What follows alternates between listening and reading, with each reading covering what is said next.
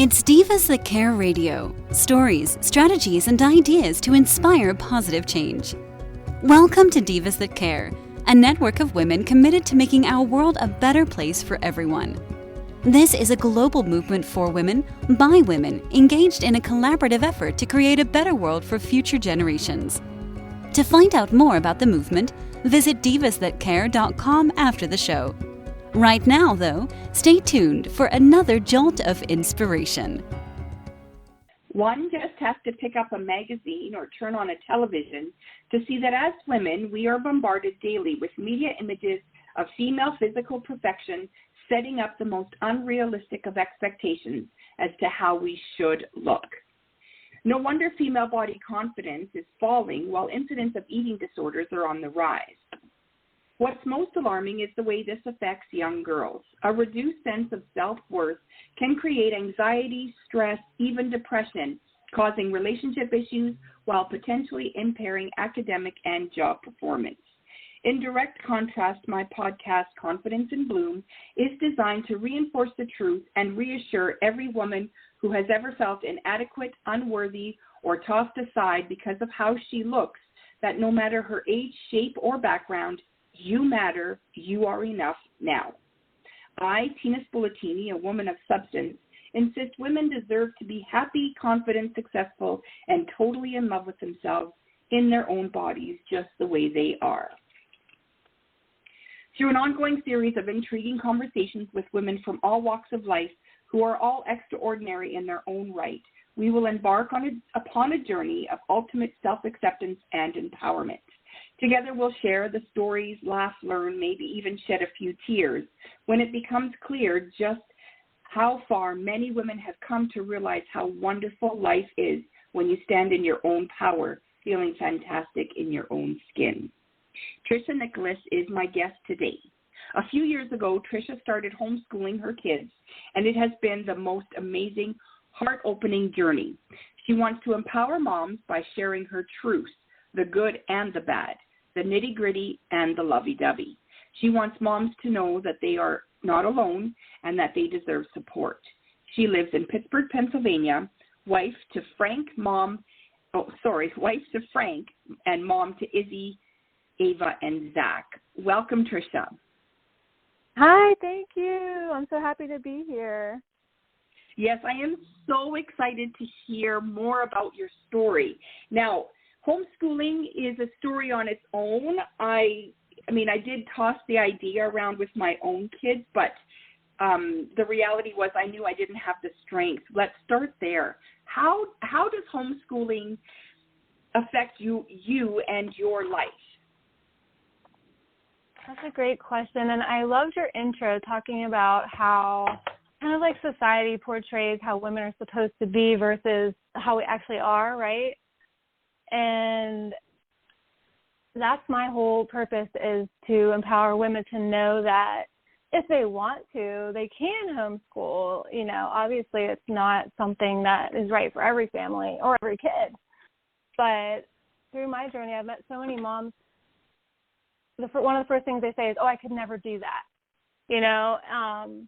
But honestly, I'm not a teacher, and I have no qualifications to be someone who would be educating their own kids. And so what I've learned is you don't have to, have anything official to say that you can do this. It's just your innate ability as a mom to connect with your kids, to realize what they need, to facilitate, maybe you have someone else teach them this subject and they learn this subject with you, and it's this great mix that you can do. But I think as moms, right from the beginning, a lot of us have been disempowered to not listen to our gut and our instincts, but to listen to what everyone else is saying, starting with, having our babies, and, we kind of give our power over to the doctors for the birth and the aftercare, and we just do what they say. We don't really tune into ourselves, and that's nobody's fault. It's just kind of how it is nowadays. It's true, right? Yeah. Like, I liked how you said that. Like, we've been disempowered to not listen to our own instincts. Right. And so I mean, I definitely pushed my kids away for a long time. I put them in daycare and aftercare, even after the school hours, to just keep working and striving for, I didn't even know what. I just thought that's what I was supposed to do, and that's what they were supposed to do. And I didn't really know them, to be completely honest. And through this journey of learning more about them, that helped me learn more about me. And I feel like a more confident, connected mom. I love that. I think, I mean, homeschooling and being a stay-at-home mom, I think they're two different things. I don't know a lot of moms that, homeschool their kids, but I think the way that the world has changed just in the last 4 years, I can see how homeschooling would be a lot more beneficial, right? I think your kids are going to learn from you when you make that bond, right? They know that when mom says, right, like, and you'll be able to say this yourself just because you're living it. And I only know because of how I know my kids, but when they know when you mean business, right? And so when you say, it's school time, or we're going to go for this experience, or whatever it is, they know then that, okay, now's the time for me to pay attention. Oh, sure. Yeah, it's definitely a relationship that you build. And I started homeschooling because of COVID regulations at the schools and how I felt like they were affecting my kids. And that's how I even learned homeschooling. Well, I knew about homeschooling, but I never thought of it. In my head, homeschooling was, you do school at home. You just pick a room in your house, and this is your school room, and you sit in there for 8 hours and you do school. That's what I thought it was. So I've learned that it's not that at all. But even after the COVID regulations were lifted, why I continued was, I was in the unique position that I didn't have a full-time job. So I'm also a photographer, so I do my work on the weekends and kind of freelance, so I have that luxury. And then I thought, I want my kids to be able to go outside when they want to. I want them to be able to sleep and rest, when they want to, eat when they want to, more, not all the time. Obviously, every day is different, but just have more agency over their life of, what do I feel like? And I want to teach them to listen to their intuition and their heart instead of so much of the outside world. So, what do they need today? And it's amazing how well kids will actually self-regulate without, me imposing too many rules and restrictions on them. So that's something I've had to, homeschooling has actually taught me. I've had to unlearn my programming from school and from just how I thought I was supposed to be a mother, and I thought I was supposed to crack down on them and make, rigid schedules. And my kids have kind of taught me, like, no, we do better with kind of a looser hand. So that's been really interesting to observe over the past few years. Oh, I love that. So do you think, let me see how I want to ask this question. Do you think that sort of the inner child in you as Trisha comes out then when your kids are on their way learning? Absolutely. Do you find that it's easier? Yeah, like you can be sort of a kid with them and almost relearn what you're learning or what your kids are learning. Yeah, definitely. And it brings a lot of joy and a lot of understanding and compassion for kids. Actually, kids can be mean to each other. We go to homeschool centers and we go to meetup. Kids interact all the time, and, that's what they're supposed to do. They're supposed to go have back and forth, conversations with other kids and learn each other's boundaries and how to communicate, and get pushback and all that stuff. But, sometimes I'm like, oh my, no wonder, sometimes kids come home and they're in a bad mood and, they can't even articulate what happened. So sometimes as a parent, I remember when my kids were in school, they'd come home and, be all stormy and emotional, and I didn't even know why, you know, but now seeing how kids interact, it's like probably something happened, and, you know, they're just processing it, and so that's been really interesting to watch.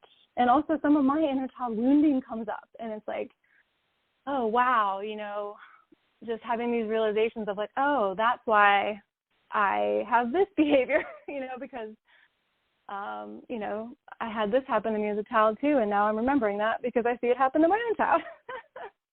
Oh, so yeah, so it brings up a lot of the stuff that you went through in the regular school system. Absolutely. Oh. Yeah, it's so interesting, yeah.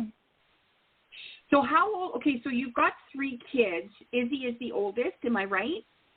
Yep, she's 13, yep. She's 13. So she was, 9 when she left the regular school system? She was 10. She went up to 4th grade, yeah. Okay, and so what have you noticed with her? Like, I mean, 4 years is a long time in school. Have you noticed, like, do you have, like, the biggest difference between, you know, like, today and 4 or 5 years ago? Yes, in the way she learns, the way she, Yeah, I will tell you that, but I do want to tell you a story about her as a preschooler, because looking back, I could have predicted that this may be the way we would have gone. But when she was in pre-K, so she was about 5, she decided she did not want to be in the end of the year little graduation preschool program. And she told me adamantly that day, I do not want to be in it, Mom. And meanwhile, every day I would drop her off at preschool, pick her up a few hours later, ask her about her day, and she would say, I don't remember. You know, who'd you sit with at snack? I don't remember, Mom. What did you learn? Did you sing any songs? I don't remember. And finally she says, well, if you want to know, just stay. You know, because she would always ask me to stay. Why did you have to leave, you know? But anyways, she didn't want to be in that last program, and I said, you know what, you don't have to. If you really don't want to, honey, you do not have to get up on the stage and do all that. Because she was expressing to me like she did not want to. So I'll never forget, I told the teacher when I picked her up, I said, she's telling me she doesn't want to come tonight to the ceremony, so I'm not going to make her. The teacher followed me out to the parking lot, and she was shaming me, saying, like, I can't believe you're going to let this 5-year-old make this decision. And I said, you know what, yes, I am, because she doesn't want to. She's 5, but she knows that she doesn't want to do this. I'm not going to drag her here for a preschool certificate, you know? I'm like, it's fine. And so that was the beginning of me really wanting her to be able to express herself and follow her heart, you know? But back to your question of what I have noticed, because one of the most deciding factors in me taking them out of school was the significant change I saw in Izzy. It was just that 1 year of 2020 to 2021 where they were using face masks and they were having social distance and all that stuff. And she also went to a new school that year, so that was like a compounded problem. But my kid went from the kid who talks to everybody, who's so social, so open. She would talk to any adult she met. She would just be very forward and introduce herself and talk to people. She went to being so socially anxious that when I took her to she wanted to learn to play the harp, and I took her to the harp lesson, and we all had masks on because that's just what we're used to. We walked into the music place, we all had masks on. She was like, she would not look anybody in the eye. She was just staring at her feet. And the music teacher said, honey, you can take your mask off. It's okay. You don't have to wear it here. And she did, but then she started biting her nails. And, like, these are behaviors I've never seen in her, like staring at the ground, avoiding eye contact, biting her nails. I was like, where did my child go? She's not usually like this with adults. Like, and then I thought, I wonder if it has to do with all this, you know, regulations. And so that was me thinking, like, okay, time for something different. My kid's being affected by this. And so that's why we did that. And yes, over the past years of homeschooling, she's completely blossomed into an entirely different child. When we first started homeschooling, she would like have a meltdown anytime I asked her to do any kind of worksheet or anything that reminded her of school. She would start crying and say, I just can't, you know. And especially writing. And so I just laid off. I was like, okay, I'm not going to make you do this. But wouldn't you know, after a couple years, she just started doing it on her own. And this year, she's written 2 books. I can't stop her from writing. Oh, my goodness. So she's had a huge, enormous turnaround, yeah. So I can relate. I actually almost teared up when you were saying about how she became so, like, socially distant because, yeah, I mean, my son is going through very similar, but I didn't take him out of school. He basically quit school. He couldn't do it. He just, being around people just really bothered him. And, looking back, I wish I would have been more like you where homeschool was an option. But he was in high school, and I kind of felt like, as a teenager, he doesn't need to spend that much time with his mother, right? Like I thought I would hinder him more. And so, I want to give you like the biggest hug right now for taking charge of what your daughter was going through. And so your youngest must have been, she must have been just starting school at that time. Yeah, so she was in kindergarten. Oh, I'm sorry, no, my middle was in kindergarten, and my youngest, he was only about 3. So he had only been to like a couple preschool classes, like not too many. Yeah. Right. And so he doesn't really have any experience in the old-fashioned school system. No.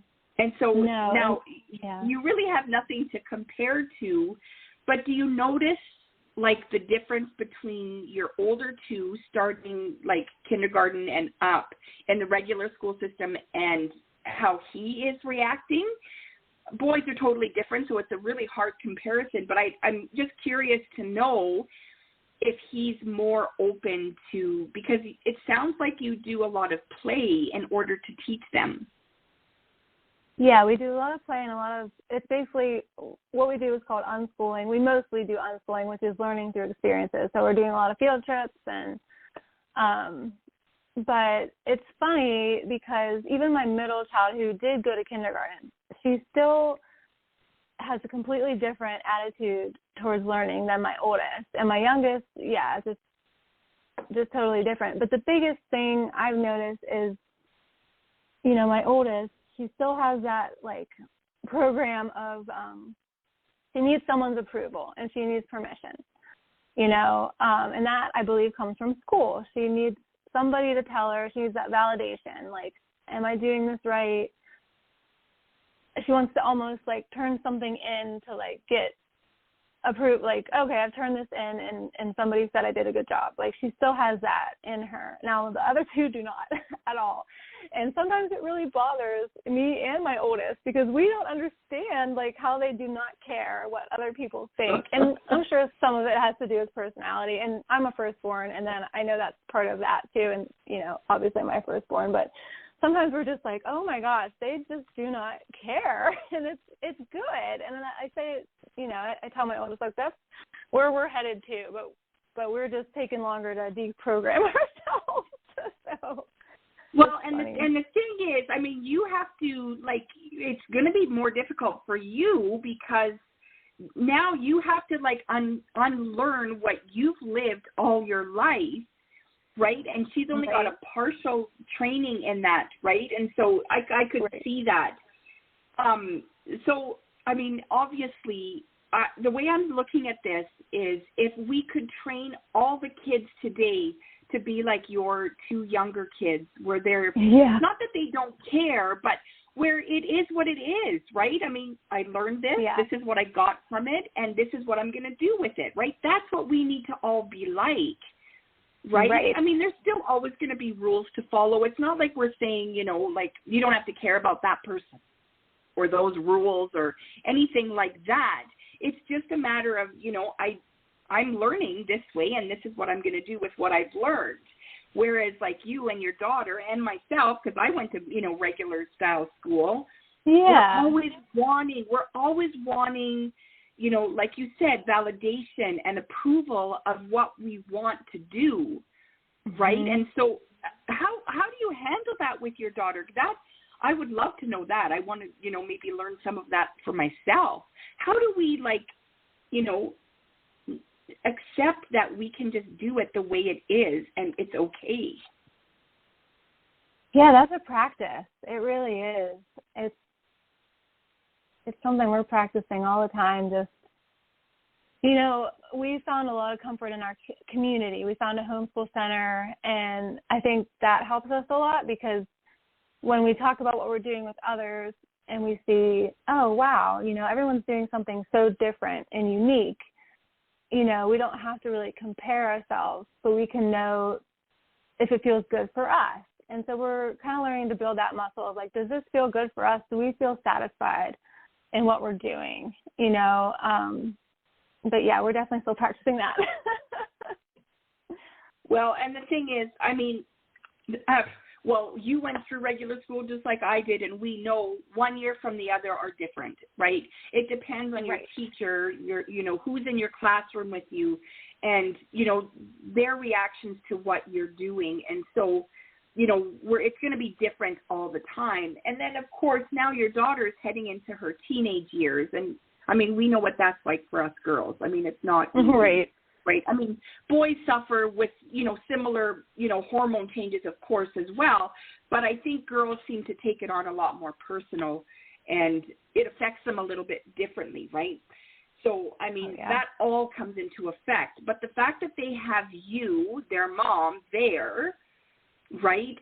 She doesn't have to worry about other adults trying to, impress on her different ideas. She can come to mom, and probably, if you have sisters and your mom, you can get from them, she'll be able to go to them and have the same kind of answers. Yeah, it's one of the most valuable things has been the conversations in the car, honestly, to and from activities, and me being there to pretty much witness what's happening. So if they have, especially like you said, my 13-year-old, she's coming into the teen years. There's all kinds of, new topics to navigate with peers, and they do have interactions with other parents at these homeschool centers. Another parent will be teaching a class. And so she's, learning from a variety of people. But I know basically what's going on, who she's talking to. And so then when we are driving home, often we'll have a really good conversation about someone said or how she's feeling. She's navigating having romantic feelings for different, boys at the center and, all kinds of stuff. But I'm so lucky to be able to just be there, be a sounding board for her and just be a witness and be okay, yeah, I see what you mean. And she can feel that connection. I really know what she means and I really know where she's coming from. So I think that has built a lot of trust. And I'm hoping that carries us through the teen years a bit, which I'm yeah, me too. I hope that for you too, because it's a tough time, right? We all went through it, right? And today there's so much more adding to that with social media and all that stuff. Now, I have a question about that whole social media thing. Yeah. That's a parenting thing. It's not a school thing. So do your kids have iPads or tablets and phones? That's a parenting rule. That's not a school rule. So do you allow that kind of interaction with them? Yes, they have tablets, and my oldest has a flip phone. So we haven't got her a smartphone yet, but she does have a flip phone so she can call us or text us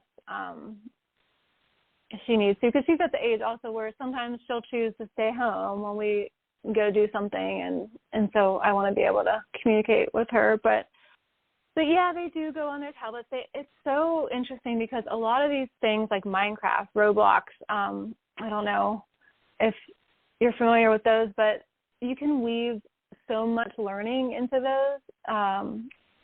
So that's kind of mind-blowing. My youngest, he is so motivated to learn to read so that he can understand the Minecraft instructions. So but whatever's going to do it. Yeah. So they do. They have a nice mix, though, of going outside and being active, and then they do really enjoy playing video games as well and going on their tablets. But the social part, the younger two aren't on. They do have Facebook Messenger, so they can message their friends, but they don't have, they can't scroll through any social media. And the 13-year-old can't either. None of them are scrolling through any social media yet. I don't know what age we're going to allow them to do that, because that's a whole new level. Yeah, and that's like I said, that's and that's a parenting decision, right? I mean, the schools can't, enforce, one way or the other, right? But at the same time, because you have them at home, you have more control that way. When they're going to the school environment, they're coming home and they're saying, but everybody else has it, right? Right, and right. Not that you have to give in as a parent, because we didn't. Like my husband and I were really, we were really tough on that with our first two. With the second or the third one, he was like, I don't know, he just seemed to, be so much more independent. But I see the difference now, like after COVID, it took him back, right? And that was COVID, that wasn't social media, but a lot of what is going through him now, I wish I would have, held back on the, allowing the phone and the tablet and all that stuff. So I think that's one thing. That's one thing with homeschooling. Like if had I done that with my kids, which at the time there was like no way. I don't know if I would have had the patience. I had twins, and I mean, it's through ignorance too, right? I thought that there was a lot more involved than there is. Over the years, I have learned just through small conversations that, any mom can do it because, like you said, you're learning through experiences. And it actually is probably really good because it's really more social than it is not. Yeah, am I right? You're right. And I was going to say that was your youngest that was going on social media, because I'm telling you, with the youngest, it's like they do everything quicker than the oldest because the other ones are doing it. So of course they're going to do it, So exactly. Yeah. He was so quick Yeah. Well, I really love that. I don't know, like, okay, we talked mostly about your kids, right? I really want to know, like, how we can empower moms and dads. Really, it's a parenting thing. It's, you can't do anything alone. How do you empower other moms that, are contemplating homeschooling or regular schooling? How do you tell them, or how do you try to, explain to them the benefits of it in your, like, for you as well as for your kids? Sure. Well, I wanted to tell you, and as well as any other moms listening, regular schooling is totally fine too. And I always say, there's good and bad things to both ways. And my basic message is helping moms to listen to their heart, and sometimes going to school is the right thing for, the whole family, for your kids. So definitely there's no right or wrong way to go. But if you do want to homeschool, there's just so many resources, and there's so many ways to do it. So definitely explore all the different ways to do homeschooling, because you can purchase a curriculum, or you can even ask for the curriculum that your local public school uses, and they'll send you everything. And then so you can just go step by step and go through that. Or you can do unschooling like we do and learn through experiences, and there's all different ways in between as well.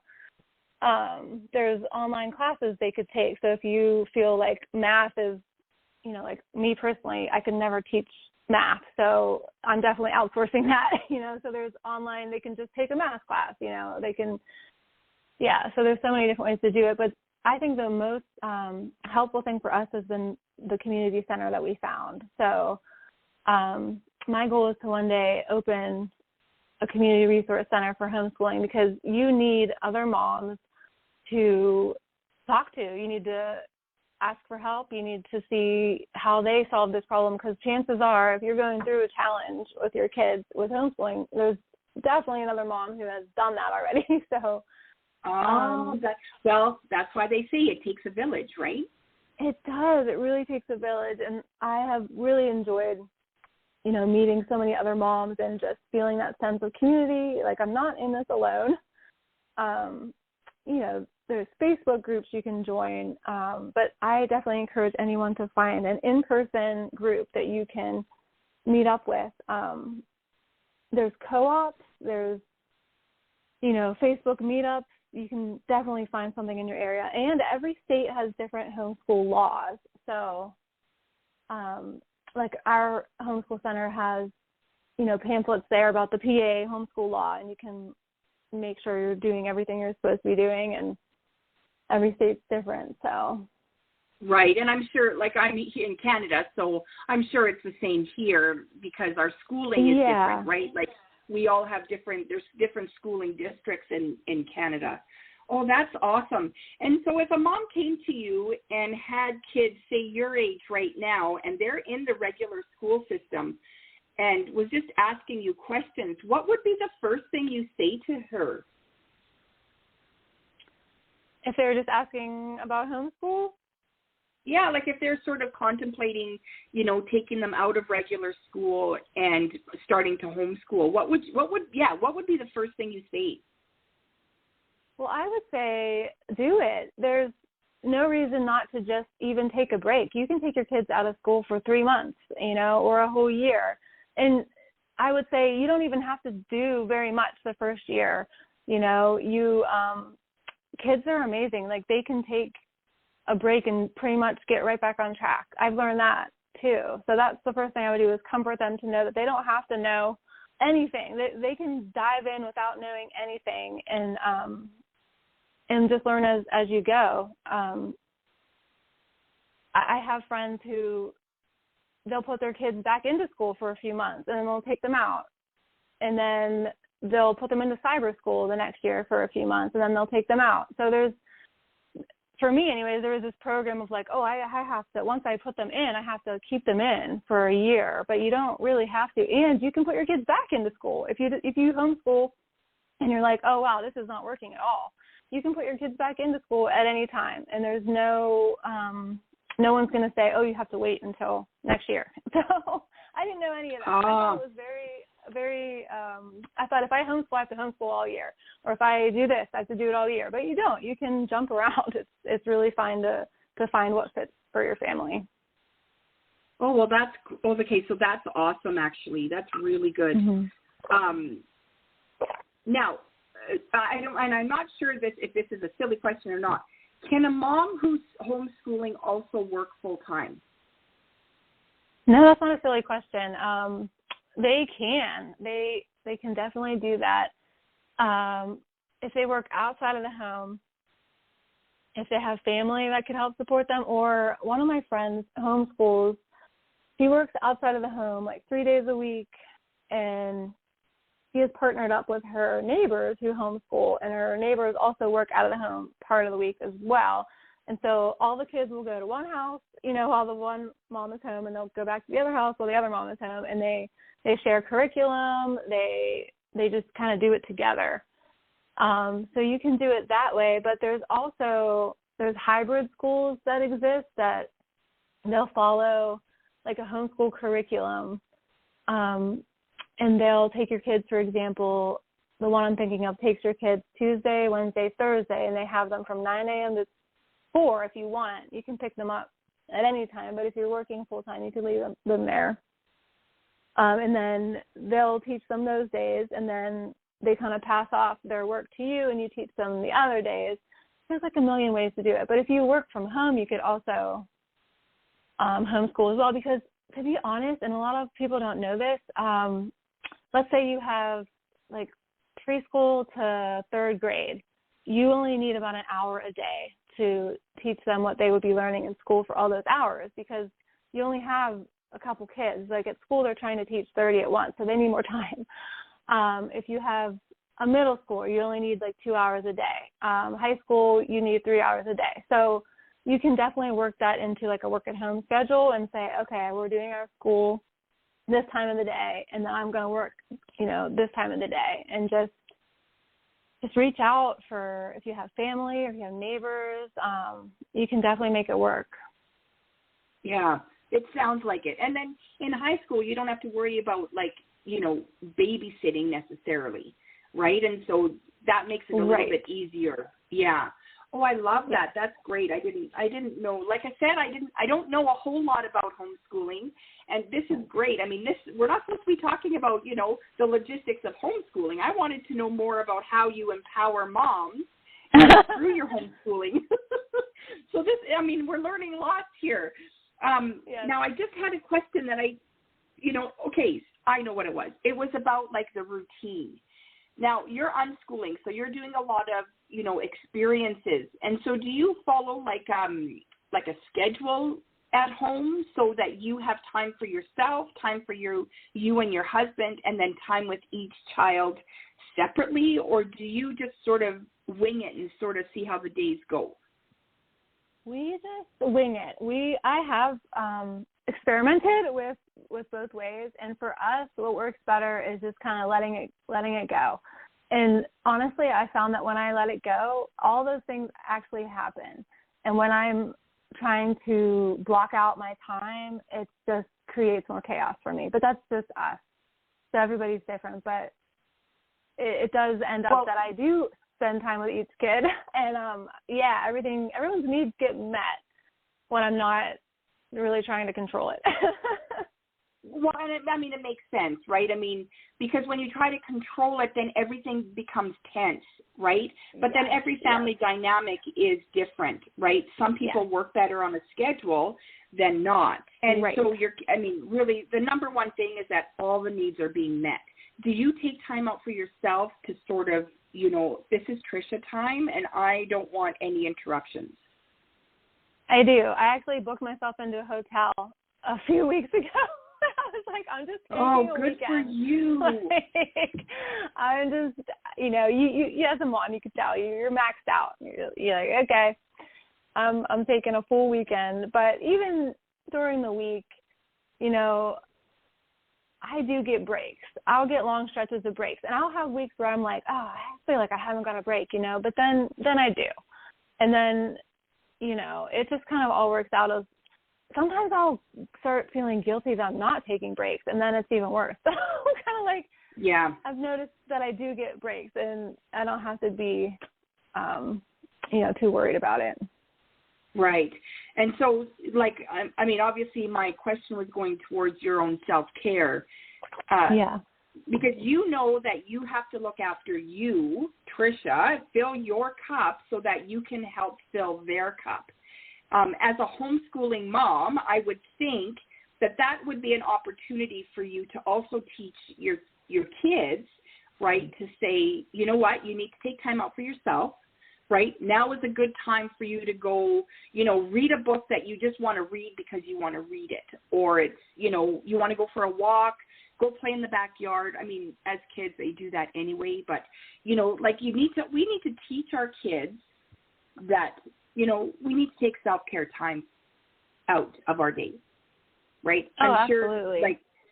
And so I think kids will, you know, your kids, and when they're like, okay, I've had enough, you know, and you take a step back and you go, okay, go do what you need to do, right? You do that for yourself, though, even if it's just 5 minutes. Yeah, I do. I do forget to do that for myself, to be honest. I definitely forget, and then I remember when I'm reacting, you know, not how I want to react, and I'm feeling completely maxed out. But yeah, I mean, that's kind of what's nice about, you know, when we are home and they're doing their own thing, and I can just kind of go outside in the backyard. We have a nice little pond and a swing by it, and I just kind of relax and do that. And they see me doing that. So that is good. And they do, and I really like to be open with them about my emotions and just be completely honest. Like, yeah, I'm really angry right now, you know, and show them what I do when I'm angry. I'm really angry right now. I'm going to go take a walk around the yard and take a couple laps, or I'm going to go listen to some angry music and just, you know, like let them see what I do, because, you know, it's normal to get angry, and it's normal to get angry at each other. That's like one of the things we've been learning this past year is kind of like we're allowed to really be angry at each other, and it's kind of normal. You know, it's like not something we have to really fix. Like, let's just let it out. That's all. I mean, I love this. I feel like our conversation can go on for hours because it's a different world for me, right? I kind of did I was a stay-at-home mom, but my kids went to regular school, and even after this discussion, I couldn't imagine having them home 24 hours a day, because there were days, especially when I, started the perimenopause, there were days where the half hour that they were up before they went to school drove me crazy. Right. Yeah. And so I can't, I'm honestly, I'm praising you so much right now for having the patience to do this. But I think I like the unschooling part of this, because if you don't feel like going to the zoo, you don't go, right? Right. Like if you feel like sitting and watching Netflix all day, you can do that. Yes. As long as it doesn't become a habit. Oh, yeah. Yeah, I just love that. Yeah. It just sounds like, if I could go back, maybe 25 years, maybe I would do the same. Yeah, honestly. Knowing what I know today. Yeah. Absolutely. I just think. I mean, what about for yourself? I know we have to, sort of end the call here at some point, but what do you notice the most in yourself from before you started homeschooling to today?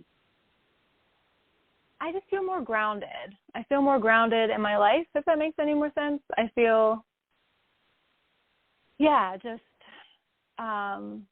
this way of living makes a lot of sense to me, because I feel I've really sunk into this community feeling, and not only with our homeschool center, but within my family. And it's kind of like we're doing this, we're doing that. If one of us is sick, we're all home. We're all navigating it, and it's just a different feeling than, and I never could have seen myself doing this, but before I started homeschooling, and I was still freelance working, but I was also a stay-at-home mom, partly as well. So, I could have never foreseen myself doing this. But that's the biggest difference for me is I felt like before it was kind of like okay, I do this and they do that, and my husband does something else, and then, that's just how it is. And there's nothing wrong with that. It was just a difference. And now the difference that I'm feeling, and it just feels more grounding to me, is that we do this. My husband still works outside of the house, but most of us are still doing, we're doing this and then we're doing that. And it just feels like a nice together, grounded feeling. Right. Yeah, I get that sense from you that you're more together as a family now than you were beforehand. And I feel like that's kind of the normal. I feel like that's more normal now, right? That's the way you're meant to be, right? Is together as a family. Yeah. Oh my gosh, I love this. I just love it. Is there anything that you want to share with our listeners that would empower them to, maybe make the choice of homeschooling if they still have that option, or if they are actually, maybe even if they are, because, we have homeschoolers, all around us, whether we know it or we don't. Is there any kind of advice that you could give to all of us about homeschooling, or maybe even not about the homeschooling, just about your journey as a mother, where it's brought you?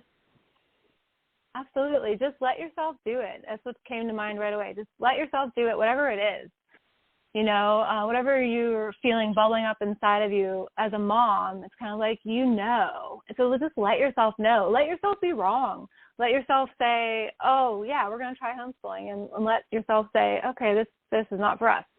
Or let yourself say, I need to go back to work because that feels really good to me. Or let yourself say, I need to quit work because this is not working for me. Just, let yourself do it and let yourself change. Just continue to trial and error and see what works and what doesn't work. But what I want to say to moms is you can't make mistakes, okay? Whatever you do, is going to work out for your kids, because they're going to learn from it and grow it with you through whatever you're doing. So don't beat yourself up. Just do the thing and have fun. That's what I want to say. Oh, I love it. I love that. And you know, you're right? And the thing is, your kids will learn you're human too, right? Humans make mistakes. Absolutely. Yes. Yeah, yes. absolutely. I love that. Well, thank you so much for joining me today. Oh, thanks for having me. I really enjoyed it. Yeah, this was a great conversation. And, you know, like I said, I wish I would have known more about this, 25 years ago. But at the same time, I believe that, we are where we are because that's where we're meant to be. So thank you so much for sharing all your knowledge with me. Oh, you're welcome. Oh, thank you so much. Confidence in Bloom is a celebration of self-love, a confirmation that even though you may not look like a screen star or a supermodel, they don't even look like that, you are an amazing, desirable, brilliant, gorgeous, talented woman. We offer unconditional love to our partners, our children, our extended family, even our pets. It's high time we got out of our own way and learned to unconditionally love ourselves. In Full Bloom Styling and Coaching offers an online course combined with one-on-one coaching in confidence building, personal branding, and creating your signature fashion look. Chic definitely does come in every shape, so if you want something to believe in, start with yourself. If you'd like to be a guest here on Confidence in Bloom, contact me through Instagram at infobloomstyling or by email at tina@infobloomstyling.com or through the Divas That Care website. Thanks for listening. This show was brought to you by Divas That Care. Connect with us on Facebook, on Instagram, and of course on divasthatcare.com, where you can subscribe to our newsletter so you don't miss a thing.